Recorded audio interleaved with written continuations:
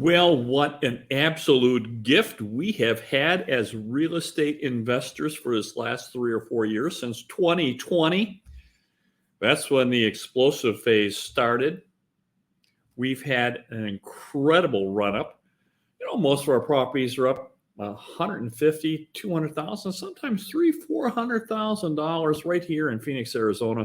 We've done absolutely nothing other than own them and collect the rent.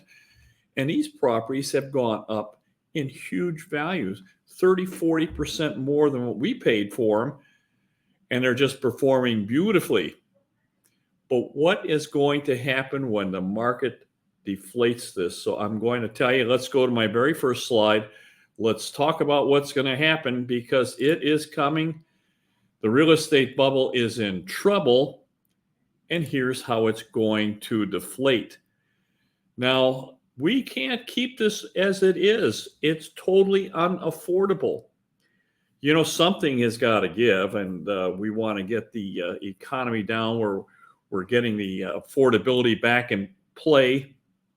Well, that means either interest rates are going to have to come back down to 0, 1, 2, or 3%, or these prices have to come down, but they have to be affordable. The affordability is gone, so that just tells you that we're at the peak. My timing model, we've been talking about this ad infinitum. My timing model has just continued to move, and it's showing that we are at the peak, and everything is falling in line exactly as it has. So we've got a bubble. You cannot miss this. We've talked about the fact it's been in every asset class. It's even in manufacturing and at the producer price level. You can see this huge, enormous bubble. Well, that bubble needs to deflate because it's not normal and it's not sustainable. So let's go to my next slide here. Let's just take a really close look at it. Here it is. This is coming from the CaseShiller, and it's going to tell you that we are at a point where we just can't afford this any longer. So the CaseShiller index is now much higher than even we had in the 06 bubble. And I'm going to tell you, you remember how that turned out.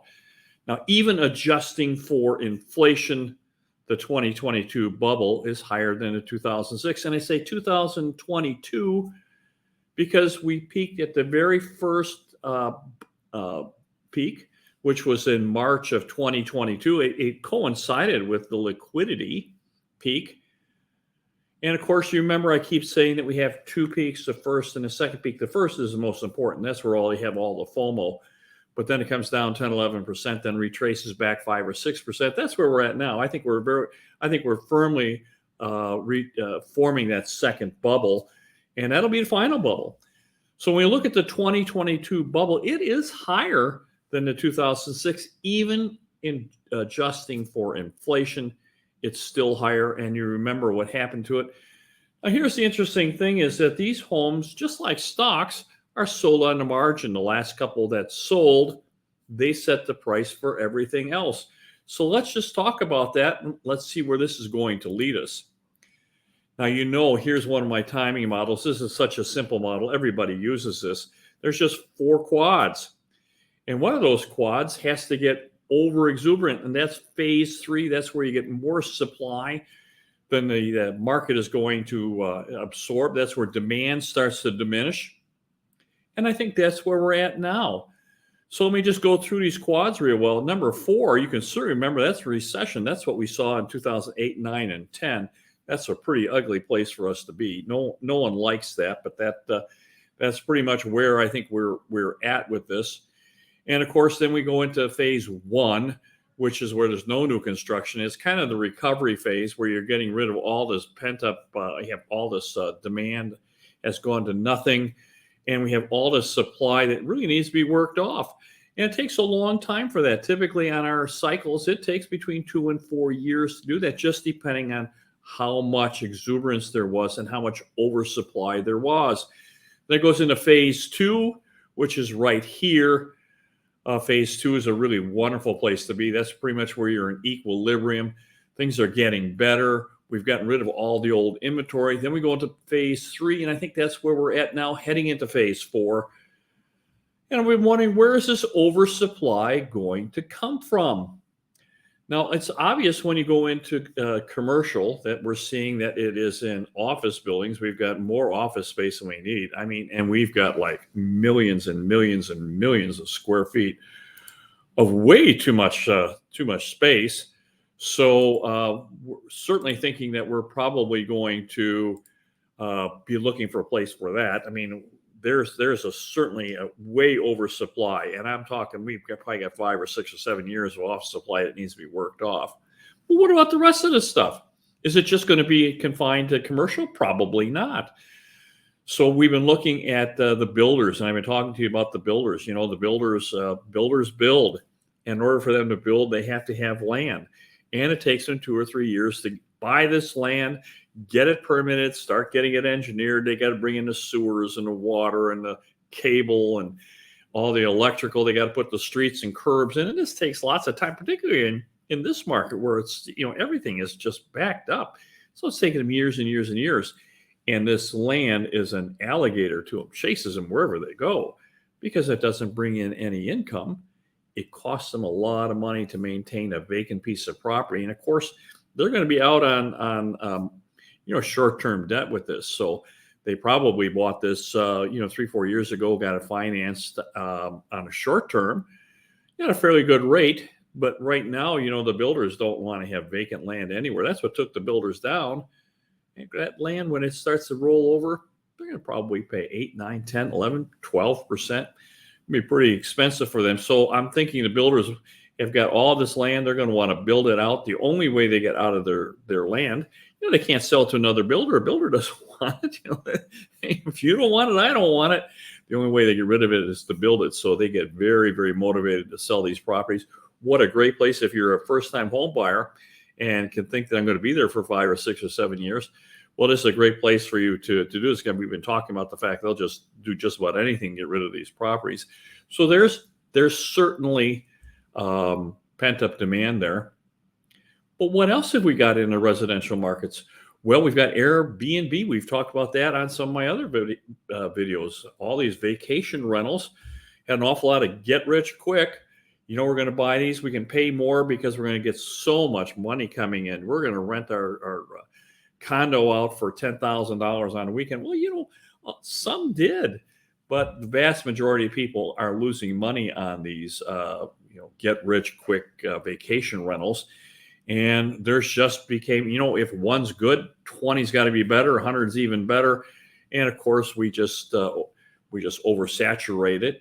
And, when we had all that stimulus check going, well, people had plenty of money to spend. They've been cooped up from this COVID lockdown. And they went out and they traveled, they spent money, had money to spend, they spent all that money. And of course, that's gone. And when it's gone, then what happens to that is, well, there's oversupply. And we're starting to see that. But what else have we got here? Here's something else I thought over the weekend. The investors are 19 to 26% of most markets around the country. They are coming out of the market. But what about their portfolios? Their portfolios work very, very well for builders and for investors because they cash flowed. They cash flowed really nicely, 4.5% to 5%, and they had very low vacancies, particularly in the Florida, Texas, and Arizona. I mean, here in Phoenix, our vacancy factor was down to 2%. So you could get a good cash flow, which you couldn't get in any of the treasuries. I mean, the treasuries, if you recall, were down to zero. A 2-year note's down to 0.25%, like 1/4%. Well, that's no good. Who's going to park money there? So they went in, bought housing, and of course, we needed housing. So they bought a lot of the existing supply, and they just rented them out as they would an apartment complex. It was a very, very good plan for them. But what happens when that demand starts going away? So let me go to my next slide. Let's just talk about that. So my way of thinking, I think we've got lots of supply. I think we have builders that certainly have a lot of supply. I think the VRBO and vacation rental and Airbnbs, people who are going to rent them by the weekend or the month fully furnished, I think there is a lot of supply. Here in my home market of Scottsdale and Phoenix, most of those are confined to a lot of condos and townhomes, and patio homes where they're all taken care of, where they have they're sharing pools and facilities. They have a lot of that, and I think there's a lot of that, and I think that might be some demand coming from the iBuyers. So let me go to my next slide. Let's just talk about that, because here's what we see. You got this morning from Zero Hedge, and they're talking about my little bit of wheelhouse here. We're talking about national investor purchases. They're way down, and they're way down. And we of course we've mentioned this. We've been on a moratorium since the March of 2022, when we saw that we hit the first peak came in. We stopped putting any new cash into the marketplace. We became very, very conservative. We're conservative anyway, but we became really, really conservative.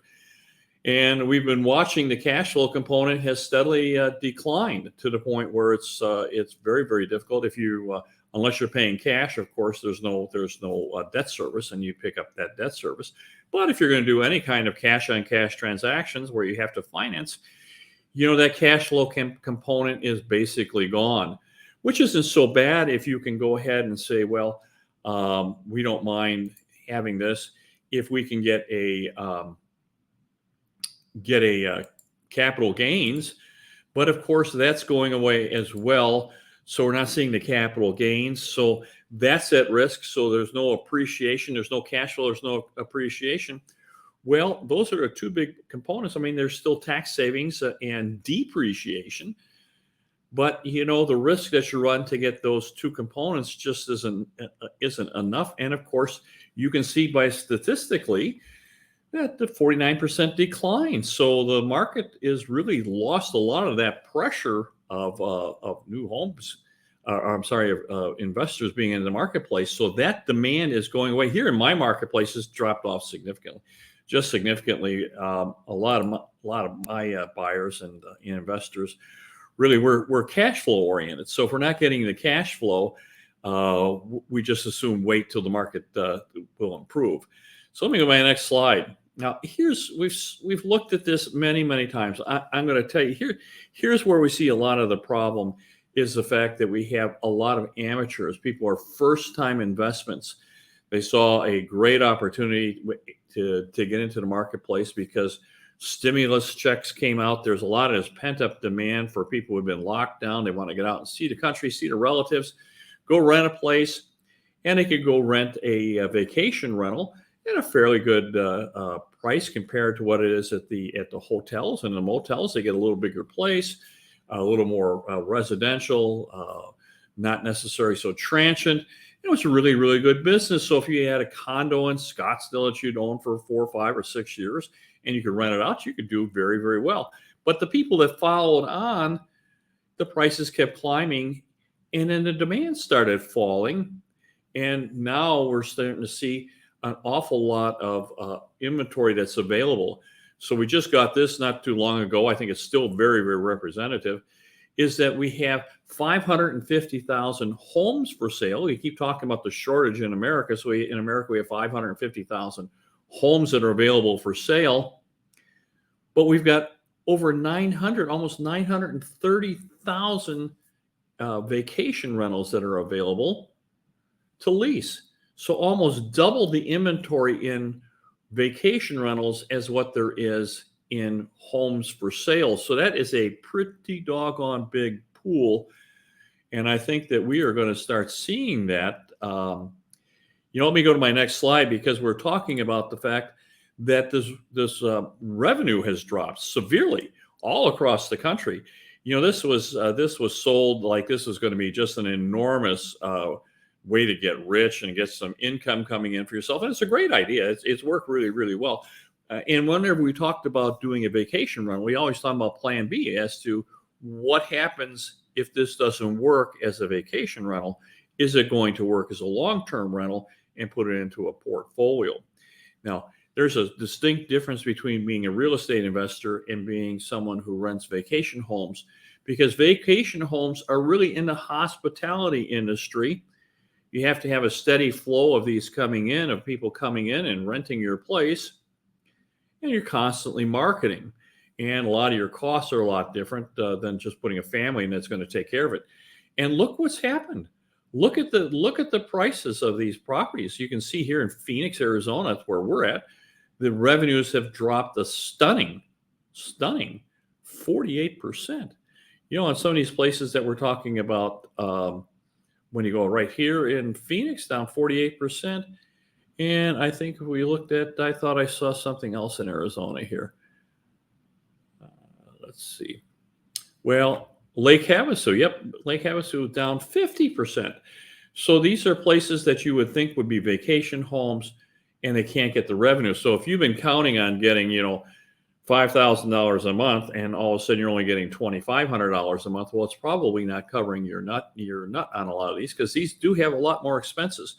So I think that as investors start figuring out that these aren't very profitable, and they do cause a lot of work. I'm going to tell you, when you go into the hospitality industry, you're running a virtual hotel. People come in, they're very needy. They get off an airplane at 11 o'clock at night. They're going to call you if they can't find the towels, if they can't get the code to get in, if they want to, is there any coffee in the place? Where's the creamer? They're going to call you at all times because they just don't know. They're much more needy than a family that's moved in. Once you move them in, they understand. So this is a lot more work and a lot less money. So we're thinking that there's going to be a lot of these that are going to get sold. So there's a huge amount of inventory that I think is coming to market. I think a lot of these are going to come back. I'm going to guess at least half of these will come back to the marketplace, which is going to be a pretty big pool.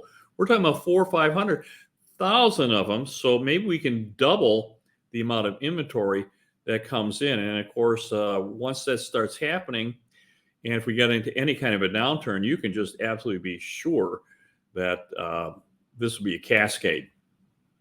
This is what we're talking about. I got this from Danielle DiMartino Booth. It's just great. We're talking about, we're going to pick on Austin here. So Austin has about 3,300 homes for sale, but they have over 12,000 VRBOs available. 12,000 VRBOs. Now, I'm going to tell you, there is no way that people with a VRBO in Austin are going to be making any kind of money with this kind of dilution. I mean, this is just an oversaturated, and this is what's going to happen. So if you've got a property in Austin that you're thinking, I'm going to make a lot of money on this, and this is going to be my way to retire, well, it's just not going to happen. You're going to be at risk. You're going to be selling these, and when you have 4 times the amount of vacation rentals as homes available, that's a huge red flag. That's obviously oversaturated. So what happens if half of these Airbnbs and VRBOs and vacation rentals come back into the market? Well, they're going to add double what's already there. So if half of those 6,000, you go from 3,000 to 9,000 pretty doggone quick. And of course, that would tank the marketplace, is my guess. So let's just talk about what's going on here with the builders. And I've made mention to this. Builders build. That's just what they do. And in order to build, they have to have dirt. And if they haven't got dirt, well, they can't build. They can't make any money. So they're constantly adding to their land bank. And when they go into the land bank is very expensive to maintain. If you buy and you plot out and you've got 100 lots, and you think, well, I'm going to acquire them for like $10,000 a lot. Well, you're going to carry them, and you're going to have in carrying costs probably double what you pay. So your land bank is going to cost you double. And of course, that wasn't so bad when interest rates were low. But now that interest rates are starting to go up, well, I think that builders are probably, look at lenders are not going to be looking very favorably on builders. They're not going to like builders. A lot of builders went belly up in 2008, 2009. And I'm going to tell you, as we see this liquidity leaving the banks, they're going to be less and less likely to lend money to the builders. This is just the nature of things. Builders know that, and they are doing everything they can to sell their properties. So we're seeing that the home sales are still dropping. They're doing everything they possibly can. I've talked about the fact that they'll washer, dryer, refrigerator, put the window treatments on, and put mini blinds on, and blinds on to put in front and back landscape. They'll buy interest rates down. They'll give bonuses to real estate agents. Just get them in here and sell our product. They're very, very excited. They're very, very motivated to sell. But they're starting to see fewer and fewer people coming into the development. And we're starting to see existing pending sales drop as well. So it doesn't look good for our builder friends out there, but they do. They are very motivated. So if you want to buy a house, that would be a good place to go. And here's what we're seeing. I'm going to tell you right now, we are starting to see a buildup. I also got this from Danielle DiMartino Booth. That's just great, great information. San Ramon, California. From the first of the year, we're starting to see 138% buildup in inventory. So inventory around the country in the out-migration states like Florida, or I'm sorry, like California, Illinois, are starting to build. So you can see that in San Ramon up 138%, Denver up 59% year over year, Galveston, Texas up 41%. That's kind of unusual. Portland up 46%. And Nashville from the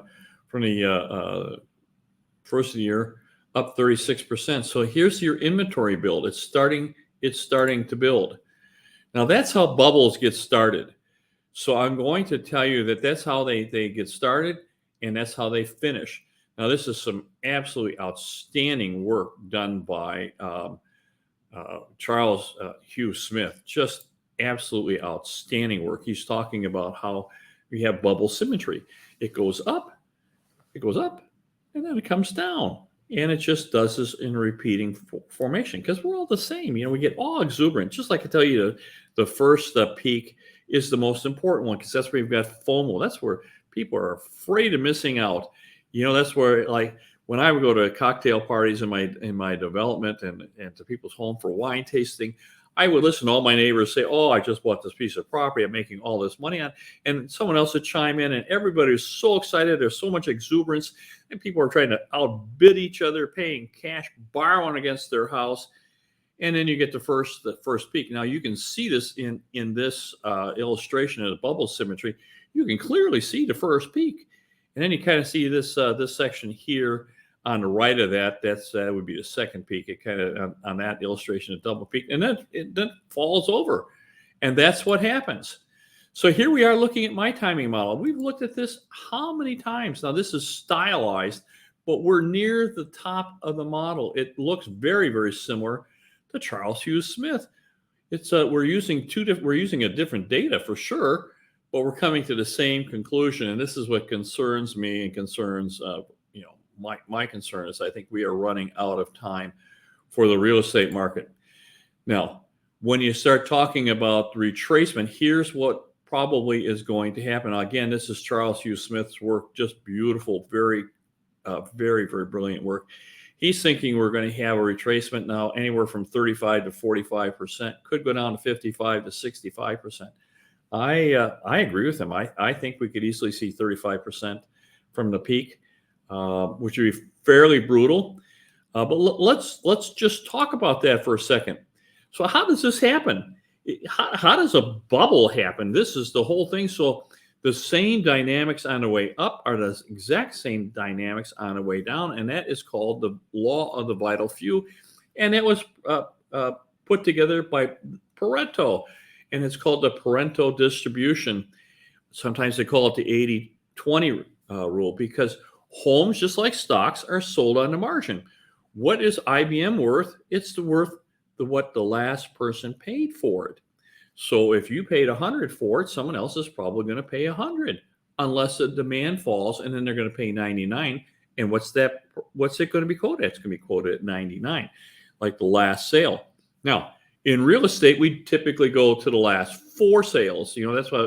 That's what appraisers use. They sometimes use only 3. And it's called the 80-20. So in subdivisions, most of the time, you have people who are not selling their homes. You have 20% who are. They are setting the price, and it's called the 80-20 rule. But what if you drill it down to what's the 80 of the 80-20, which brings you down to really the last 4%. So the very last 4% are ones that are exerting all the influence, and they're setting the prices. And so the 4% can reset the prices of the entire development, both higher and lower. So if you have a development with 1,000 homes in it, and you start to see a cascade where prices have kind of stalled, and maybe prices are going down. So you get people who think, well, goodness, the price of my house is starting to go down. Well, I've had this wonderful, as we talked to in the very beginning, I've had this wonderful 150, 200,000, 250. I've seen 500,000, $1 million in inflated bubble appreciation on a lot of properties. And if you've got $200,000 or $300,000 and you're my age, you think, I want to downsize anyway. Why wouldn't I cash in and take that extra money? Because it really is a gift. You know, when you get this appreciation and inflation, it's a gift to those people who have real assets. And if you get to be my age, say you've got 4 people in that development, and they say, you know, honey, let's cash in and move to Phoenix, Arizona. Well, I'm going to tell you that that's what's going to happen. You're going to see these folks are going to say, well, instead of taking $800,000 from my property, let's take $750,000. I'm perfectly happy with that. You know, honey, you and I have lived here for 20 years. You know, we owe $100,000 left on the house. I'm going to take a sweet $650,000 and put that in my pocket. It's way more than I ever thought I was going to get on the house. So let's take it and run. Well, that's really, really good advice. But what happens if your neighbor does that? And he sees you sell for $650,000. He goes, why? I thought it was worth $800,000. I mean, he just took $650,000. Maybe you took $750,000, thinking it was worth $8,000. Your neighbor thinks, you know, I've been watching the economy. I think it's not as good as it used to be. And my house is free and clear. I can walk away with another $650,000 or $700,000 in my pocket. I'm going to do that too. You get 2 or 3 or 4 of those, and all of a sudden you're starting to see prices decline. Now that's what happens on the way up. People get excited about that's exactly what happens on the way up. You start seeing prices go up, and then your house is better than the other house, so you want more money. And of course, if there's demand and there's FOMO, they're going to pay that. But that's exactly what happens on the way down. So not as much fun on the way down as it was on the way up, but it is exactly the same process. That is how these bubbles deflate. And of course, the rest of the subdivision, they're not moving. You know, they got their families that are living there. This is where they have no intention of selling their home. The kids are in school. They're in sports. They're in social. You know, the church, their synagogue. You know, everybody. You know, all the neighbors. You have no interest in selling, but the people who are selling are setting the prices. And what happens if we start to see jobs go away? What if you start to see these high-tech guys that are going to the office, and all of a sudden the office closes? Or they say you need to come into the office and you can't do it remote anymore. And they say, well, I don't want to do that. Well, then they get laid off. And that is pressure. And they start thinking, well, if I have to come to the office, I'm not going to do it here in Silicon Valley. I'm moving to Phoenix, Arizona, where I can buy a house for half the price. And they start to sell. And once that sales start to get going, they start to cascade, and that is what happens. Now, if we start seeing some economic news that's not so good, then prices will come down, because I'm telling you, we don't deserve to have home prices at this level. Now, the next level, this may happen the next time.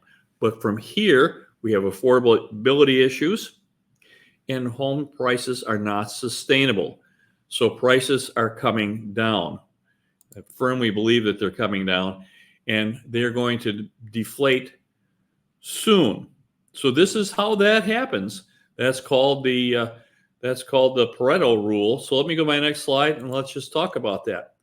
So I'm going to tell you, this is how bubbles collapse. The vital few, 4%, they sell at whatever market will bear, pushing prices down.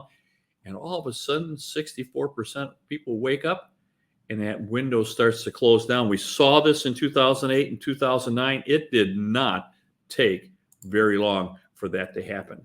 I'm going to tell you, once it started, people wanted to get out just like they wanted to get in. It's the most amazing thing is that once they see it happening, they want to get going. They want to take that money and run, particularly if they're starting to see bad economic news. And if you get any kind of talking head saying how bad the housing market is, well, then people are going to sell. So I'm one of those talking heads. I think you should start thinking of selling. It's time for you to start thinking that what am I going to do?